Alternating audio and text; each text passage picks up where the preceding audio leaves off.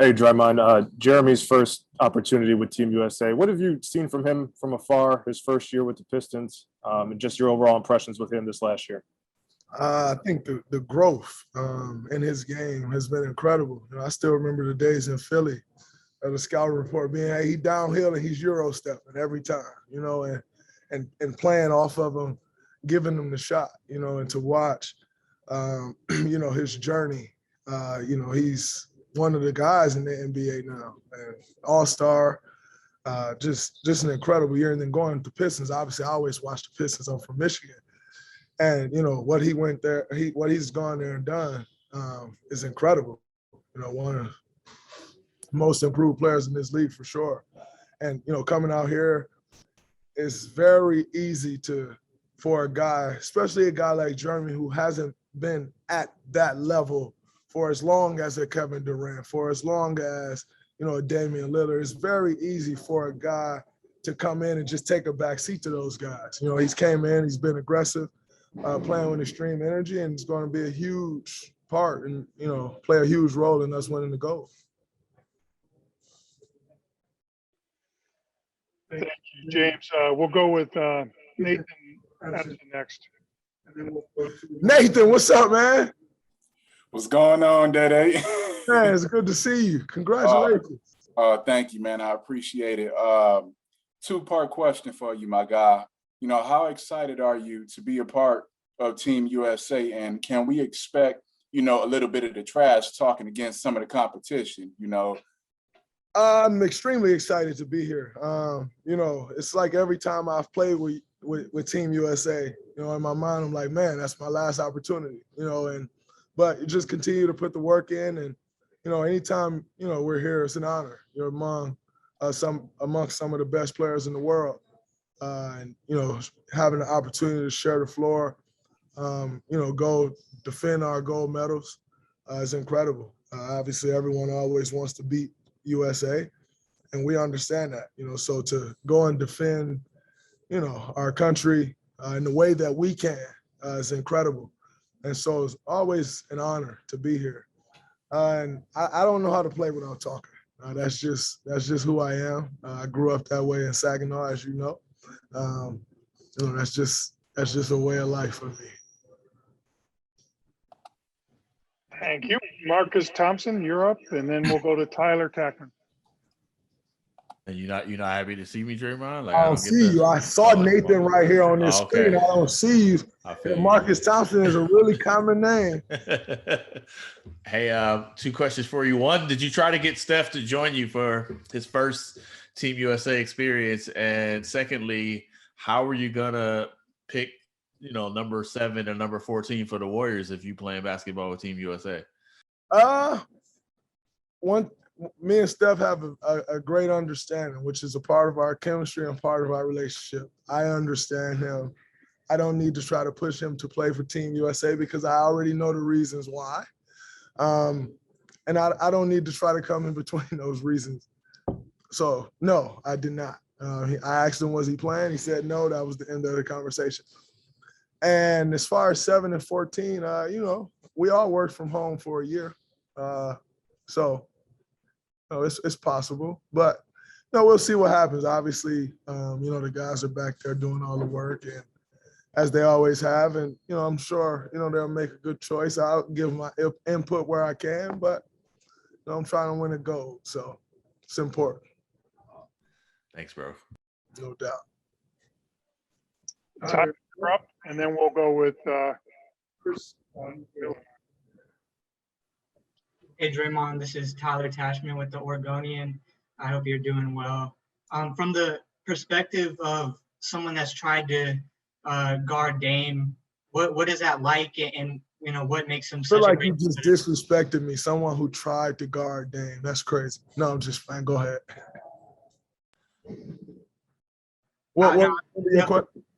I just like what is it from your perspective? Like, what is it? What makes him such a great competitor and someone so difficult to guard? I think we all know that Dame has carried a huge chip on his shoulder from being a guy who was not recruited by many high majors. If maybe one or two, going to Weber State, coming into the draft, and a lot of people knowing like, hey, this guy is good, but doubting him because he went to a small school. And the story goes on and on. I think one of the great things about Dame is he still carries that chip on his shoulder, but the way you carry a chip on your shoulder, you can't carry the same chip on your shoulder that you had as a rookie, as a second. Like, you have to learn how to wear that chip differently. And one of the most powerful things about Dame is he continues to wear that chip on his shoulder, but know how to wear it. And obviously one of the best shooters in our game, one of the most prolific scorers in our game, and also an incredible leader, an incredible point guard. When you from Oakland, and he embodies that, he carries that, he carries that toughness. And that makes all the difference when he takes the floor. Where'd you say he was from? The town. Thank you. Wow. Christian, and then we'll go with Grady Diaz. Hey, Draymond, how you doing, man? So obviously, laid back Kevin Durant question for you. So Kevin Durant throughout the Nets regular season, I always talk about this passion that he has just for being a hooper, just loving the hoop. So I'm just curious with your thoughts on everything, with obviously your relationship and your experience with Kevin Durant. How would you kind of characterize that love of hooping that he has, or what have you seen from him when it comes to that passion for basketball? That's who he is. I always tell people, there's this very cliche line that everyone uses in basketball when you're working out: go game speed every rep. Quite frankly, I've never seen anyone do it except him, that I have had an opportunity to really watch their workout. And, that's how he plays the game. That's how he works. And, you're talking to a guy who would sit at home, sit in his house and watch an elementary school basketball game just to watch basketball. Really, really love the game, love watching the game, student of the game, obviously love hooping. It's an incredible thing. I had no doubt in my mind that he was playing, and I'm sure everyone tried to talk him out of it, coming off an Achilles injury, all the minutes he just played in the playoffs, had some injuries throughout the year. What I knew, and knowing Kevin, that you were going to have to talk him out of playing as opposed to talking him into playing, because he just loved hooping. That's what he lived for. He just wanted to play basketball. You give him an opportunity to play basketball on this stage, he's never turning it down because he just loves playing. Appreciate it. Grady, you're up, and then Tim Reynolds. Hey, Draymond, congratulations. We got to see what you guys look like in the new uniforms. What are your thoughts on them? And do you have anything in particular that you like about them? That's my first question. Nike knocked those out the park. Did an incredible job. And I love all the detail in it. I like how the colors are fading in and out. You kind of get a little touch of baby blue in there, which kind of makes the not baby blue, quite baby, but lighter tone blue than normal navy. And it just kind of brings the uniforms to life. So extremely great. As I said yesterday, it's going to look incredible winning the gold in those uniforms. They're amazing. And so I'm excited about them.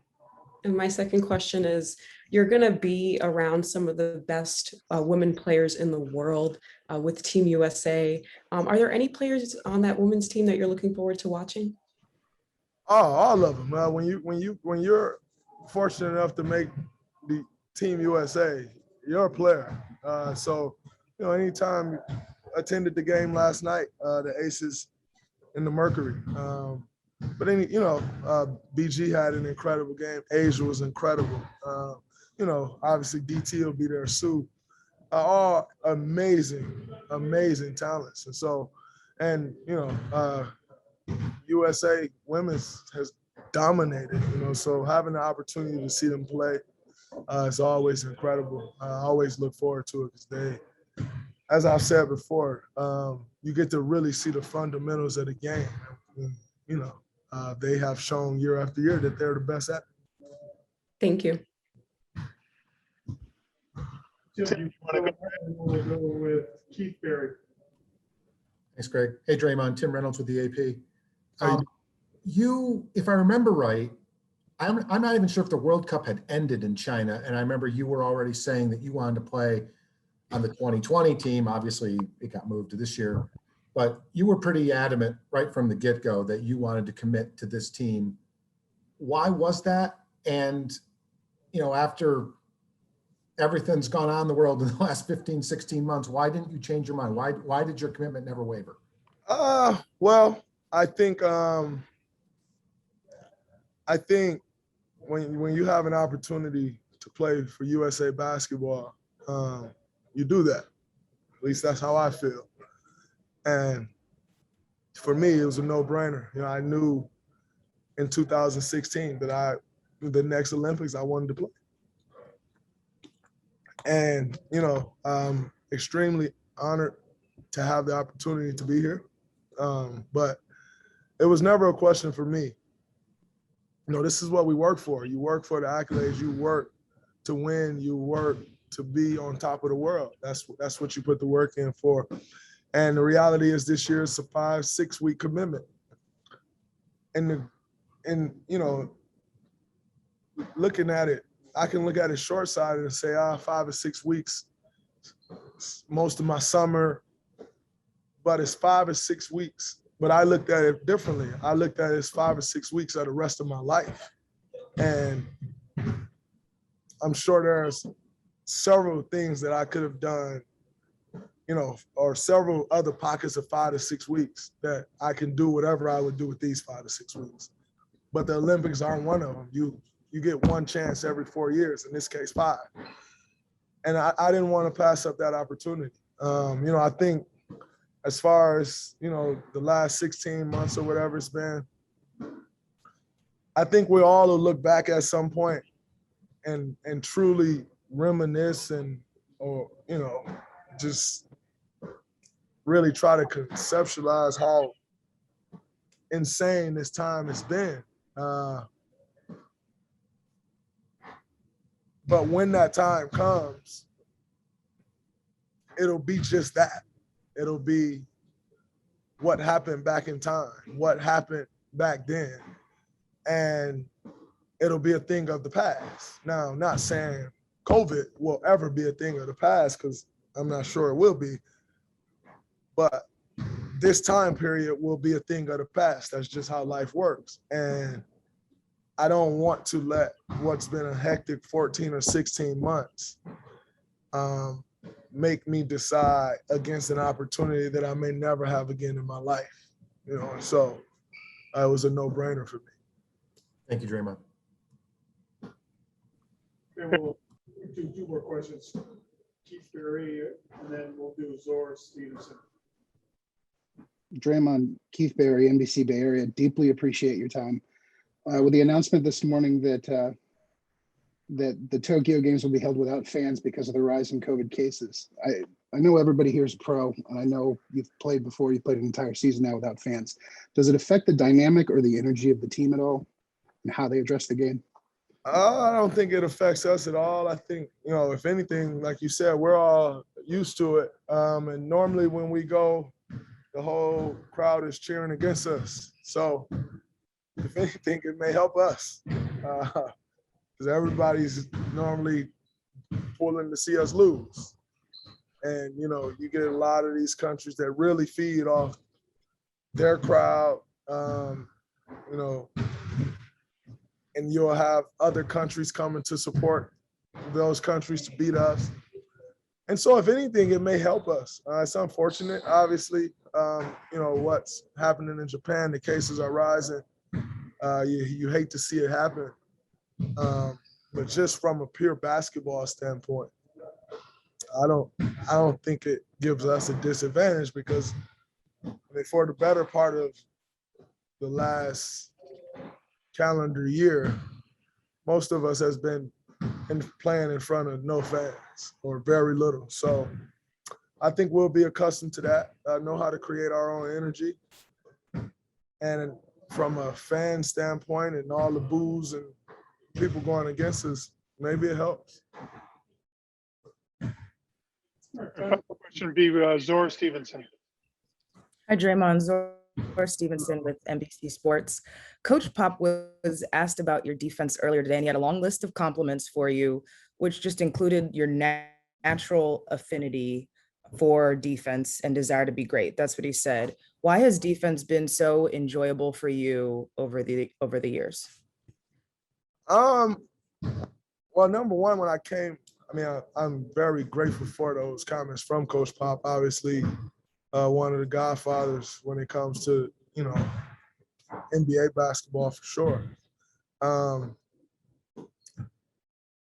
When I came into the league, I fell in the draft because their number one question was what position would I guard? And that stuck with me. And I wanted to make everyone eat those words. Every team that passed me, every reporter, anybody who's ever said anything about my defense at that point, I wanted them to eat them words. And it just became a way of a mindset, a way of life, like it just became a part of who I am. And, fast forward to see what playing great defense can do to a team, to see what playing great defense, how it can completely snatch the confidence of your opponent. That was enough for me because, when you're playing the game of basketball, if you can take the mind, everything else will follow. If you can take somebody's mind, if you can take their confidence, if you can get in their head, everything else follows. And, just understand the success that I've been able to contribute to teams by giving all that I have on that side of the ball, that's where it started. And eventually it just became a love of mine. I absolutely love playing. I enjoy it. And I think I enjoy it because I look at every defensive possession as a battle. And I want to win as many of the battles as I can. So it all boils back down to just my competitive spirit and always wanting to win whatever I'm doing.